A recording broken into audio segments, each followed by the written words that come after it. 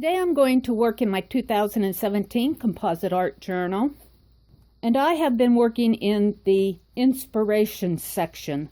The inspiration section of my art journal is a section where I do pages taking off of something that has inspired me. The last page that I did was this illuminated borders page. I was inspired by a book that had the front pieces as illuminated borders, precious moments, families, marriages, births and deaths, that type of. I'm going to work off of another book that I got at that library sale, and I showed this in my findings and keepings, yet another keepings journal video just a couple days ago. And this is, yes, a Bible. And I do not have a concern about using this Bible in my art journaling because, well, look at it. It is falling apart. I'm going to use the text of this on my pages. Now, what I'm going to do is going to require 2 pages. So I'm going to be collaging biblical text from this Bible on both pages. I am also going to construct my pages in such a way as to document the genealogies recorded in this Bible. There's the front and the back piece, and there's the front cover. So my purpose in doing this is to preserve the legacy and the genealogy of this Bible. And I think that perhaps honors the family that this Bible originated with. I'm just going to jump into the project, but I will come back at the end of the video and show you the page and chat about it. I was looking at this Bible a little bit closer, and boy, look at this. Isn't this interesting? I just love the distressed and the aging around these pages. Very cool. So I'm going, for this project, to do a 2-page layout. And I'll explain that and show that as I go along. So I'm going to gently disassemble this book. Hold your breath.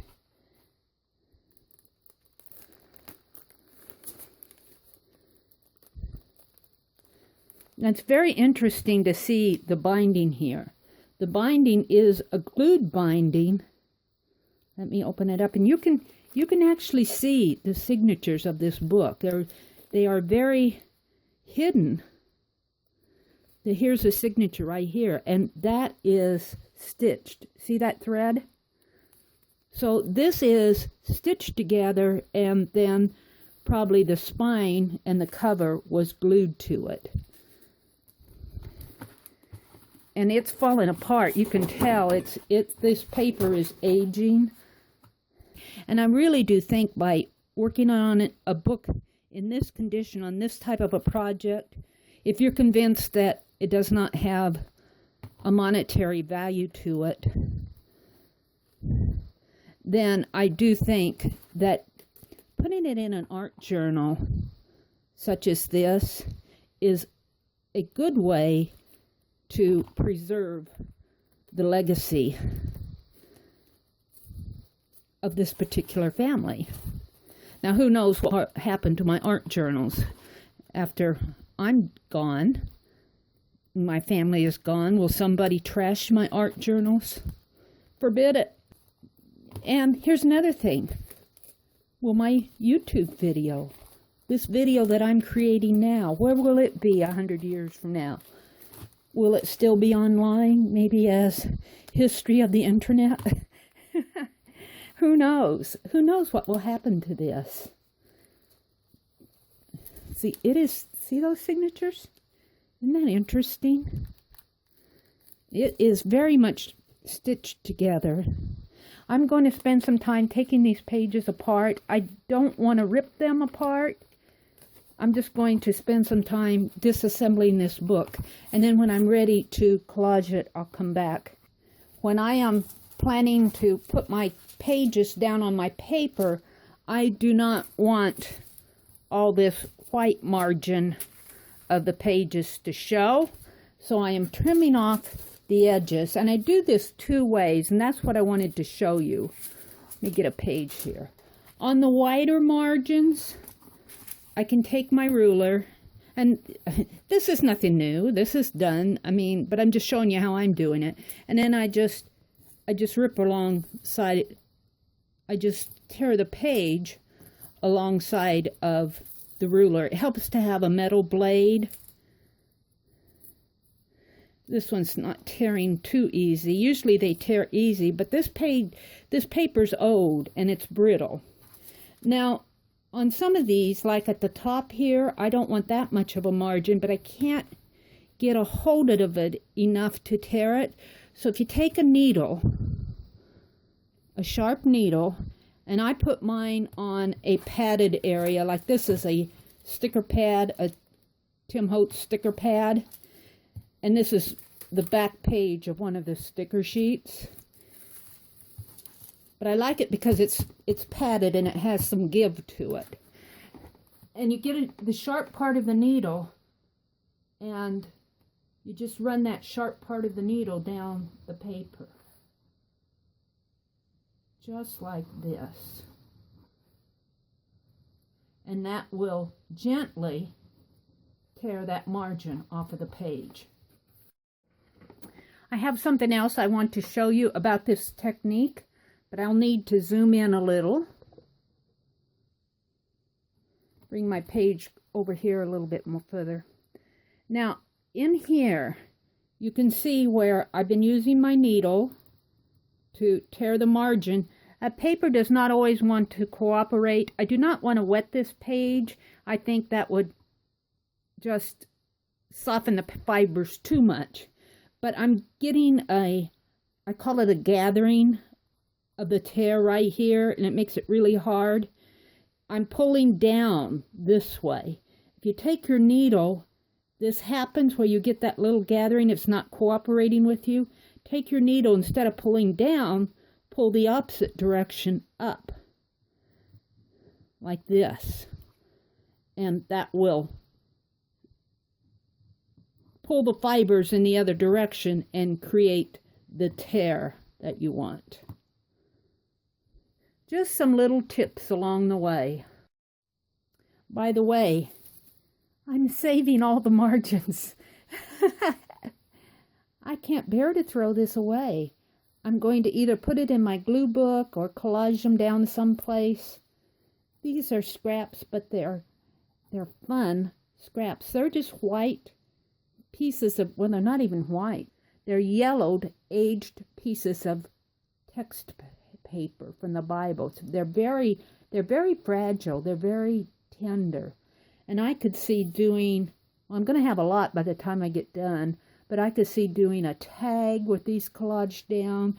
Another tip that I have in tearing these pages, which is a combination of the two others that I showed you, one where you just grab a hold of the corner of the page and tear down gently, and the other one where you score the page with your needle back and forth and work it off. This one, a third way to do it is a combination of the two. Take your needle, work a score down the page where you want it to tear off, then put your needle underneath the margin of that page and kind of bend it up. You might want to just even crease it across your ruler. You can get a hold of that and it will be a lot easier to tear off. My next step is to collage these pages down. I think it'll take 8 of them per side. I am using Mod Podge for paper to collage these down.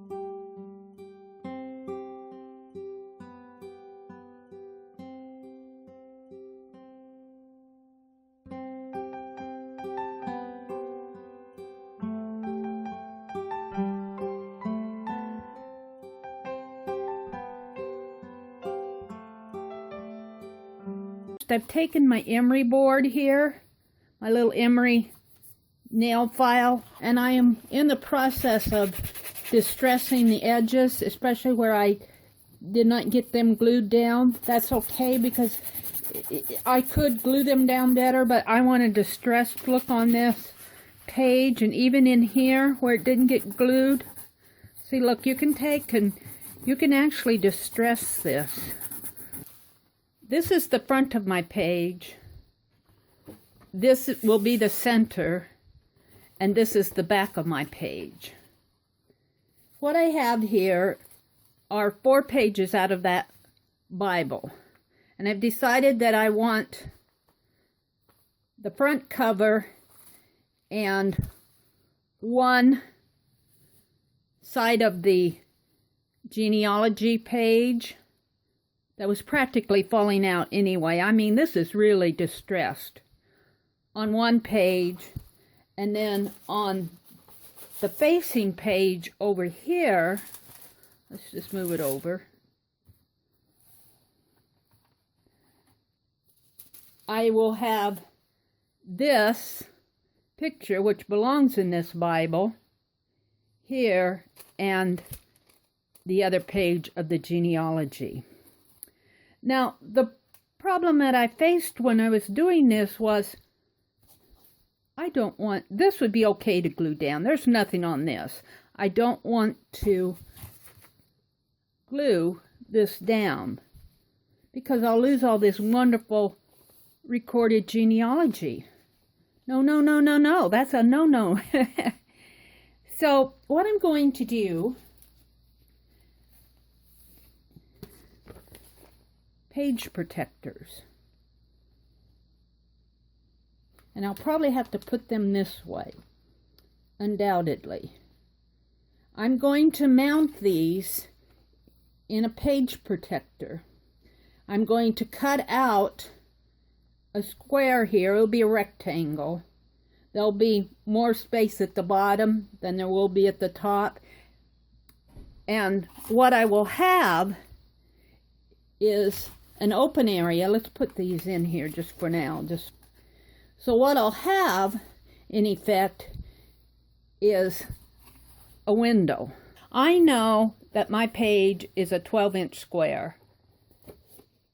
My page protector I measured, and it's 11 by approximately 8 inches to this point. I trimmed this border off so that I could flip this open and work with it better when I'm getting ready to attach my pages.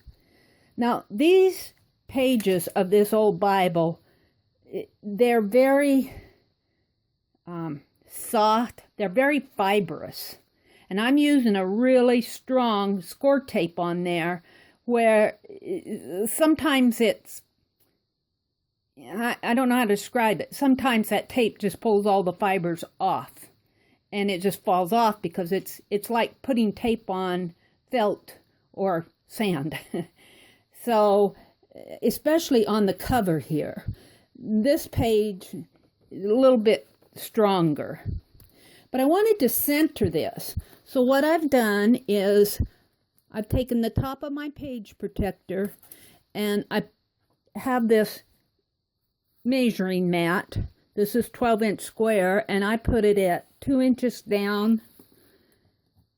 And I can just kind of judge by how I'm placing these pages, which are the same size on this page. And by working with it, I know that if I come down just over the 1 inch mark. So I have about an inch border on each side. Now, what I want to do is I know I have approximately 4 on this side and 4 on this side. Approximately 1.5 and 1.5 centered. So now what I want to do is measure out a center rectangle on my page here. Okay, I've made my marks here. I just went 1 inch in from each side. I just measured off 1 inch. And that leaves approximately 1/2 to 3/4 of an inch. It may not be exact, but these pages are rough. It's good enough. The problem was the top area here, because this page is shorter than this. So this line right here where I'm pointing with my ruler, that line lines up the top page. I just took my ruler and set it there like this, and then I marked over here. Then I measured from this point to the top of the page, and I took that measurement and measured down, and that leaves me a gap in here, which means I have a wider space in here, but that's okay. That's to be expected. The page shorter. It wasn't as hard to do the bottom part. I just measured a 1/2 inch in from the bottom of the page here. So I have a 1/2 inch there, approximately 1/2 to 3/4 on the side, and the middle just works itself out. So the next thing I'm going to do is remove this. I do like that painter's tape. Came in handy. And I want to cut this square out. Okay, I have my center rectangle cut out. Look, I have background for another art journal page. Or I could fold this. Or I could make a card out of it. I could make a tag out of it. I could cut ATCs. I could make a cover for that Bible.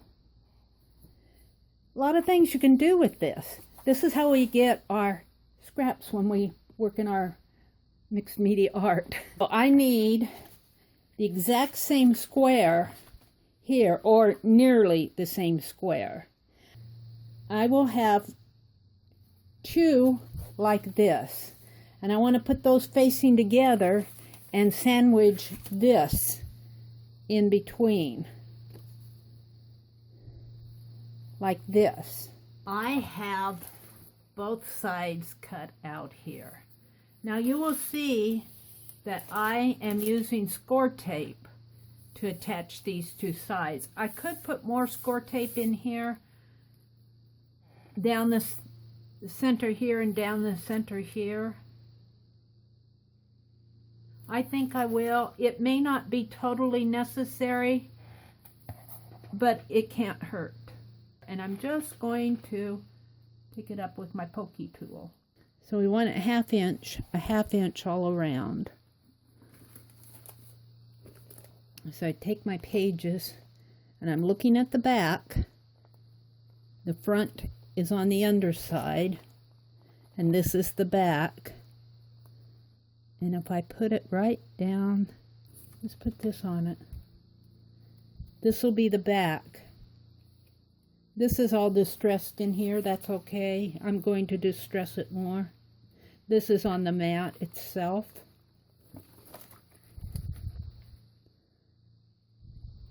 It's not attached yet, so I'm still attaching this, sandwiching it. But it'll look something like that. Let's get the gray mat out. Cool. I'm liking that. Okay, look at this. This way, these pages can be enjoyed front to back in my art journal. This is not perfect, but it's not bad either. And I do think this page has enough body to it that once it's attached in the journal, that it can flip back and forth without too much trouble. That score tape holds it nice and tight. I have another page to do. I have the other side of this to do. I'm going to go off camera completely and do this page. When I'm finished with this side, I'll come back and talk about both pages. My pages are finished. I apologize for the glare that you're going to get over here on this side. It's later at night and I don't have the proper lighting to show this, but as I talk about it, I'll lift it up so that you can see this. Look, isn't this fun? It's a window so that you can lift it up and you can see both sides of this. Now, the detail work that I had to do for the last few steps, to be honest with you, I had to get my face up to it to make sure that I was getting everything nice and even and neat. But I think that you got the idea of what I was doing. I was just doing the finishing touches here. I put some ink around the edges. I used Ranger's archival ink in a brown sepia color. And then I used a Bic marker to draw lines around this and just to finish it off. I'm really happy with how this turned out.